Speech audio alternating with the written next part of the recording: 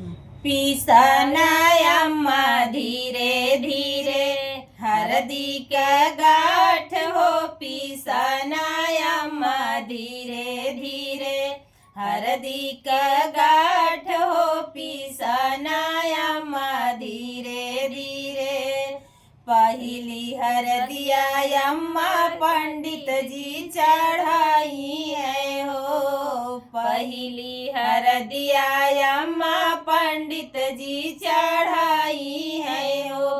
फिर तू चढ़ाया अम्मा, फिर तू चढ़ाया अम्मा बाबूजी के साथ हो, पिसना अम्मा धीरे धीरे हरदी का गाठ हो, पिसना अम्मा धीरे धीरे हरदी का गाठ हो, पिसना अम्मा धीरे धीरे।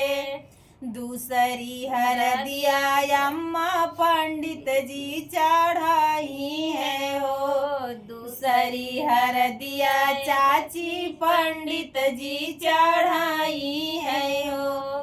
फिर तू चढ़ैया चाची, फिर तू चढ़ैया चाची चाचा जी के साथ हो, पिसना अम्मा धीरे धीरे हरदी का गाठ हो, पिसना अम्मा धीरे धीरे हरदी का गाठ हो, पिसना अम्मा धीरे धीरे। तीसरी हरदिया भाभी पंडित जी चढ़ाई है हो, तीसरी हरदिया भाभी पंडित जी चढ़ाई है हो।